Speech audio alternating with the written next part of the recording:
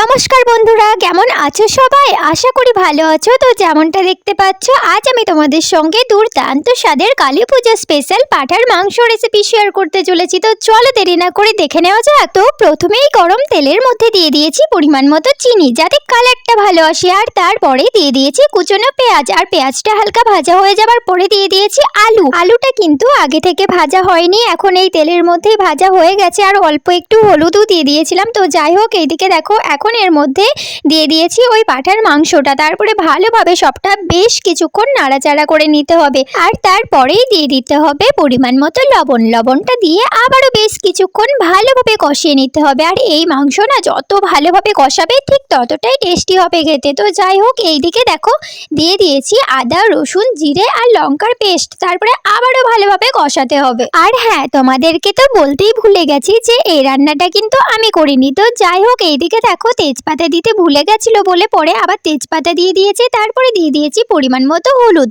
তারপরে অল্প কিছুটা জল দিয়ে বেশ কিছুক্ষণ নাড়াচাড়া করে দিয়ে দিয়েছি কাশ্মীরি লঙ্কার গুঁড়ো। আর কাশ্মীরি লঙ্কার গুঁড়োটা দেওয়ার পরেই দেখো পুরোপুরি কালারটা চেঞ্জ হয়ে গেছে আর দেখতে কি সুন্দর লাগছে। আর যেহেতু এটা কাঠের উনুনে রান্না হচ্ছে, তো সম্পূর্ণ রান্নাটা কিন্তু কড়াইয়ের মধ্যেই হবে, কুকারে দেওয়া হবে না। তাই অল্প অল্প করে গরম জল দিয়ে দিয়ে এই মাংসটা কষানো হচ্ছিল। আর এইভাবে কষাতে কষাতেই মাংসটা প্রায় অর্ধেকটা সেদ্ধ হয়ে গেছে।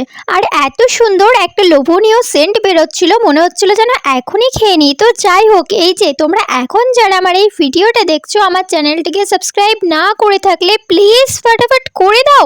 আর ভিডিওটা ভালো লেগে থাকলে অবশ্যই একটা লাইক করে দাও। তোমাদের একটা লাইক, একটা সাবস্ক্রাইব আমাকে ভিডিও বানাতে অনেক উৎসাহী করে তোলে। তো প্লিজ আমাকে সাপোর্ট করো, যাতে আমি তোমাদের সঙ্গে আরো ভালো ভালো ভিডিও শেয়ার করতে পারি। তো এইদিকে দেখো এতক্ষণ তো অল্প অল্প করে গরম জল দিয়ে মাংসটা কষানো হচ্ছিল, আর ওর মধ্যেই প্রায় 50% মাংসটা কুক হয়ে গেছে। এখন বাকিটুকু সেদ্ধ করার জন্য অনেকটা পরিমাণে জল দিয়ে দেওয়া হয়েছে, যেহেতু মাংসটা একটু ঝোলঝোল করে রান্না হবে। তারপরে গরম মশলা ছড়িয়ে নামিয়ে নিলেই ব্যাস একদম খাবার জন্য রেডি। আর এই মা কালীর প্রসাদের কথা কি আর বলবো, এক কথায় বলতে গেলে দুর্দান্ত হয়েছিল খেতে। তো আজকের জন্য এইটুকুই, বাই গাইস।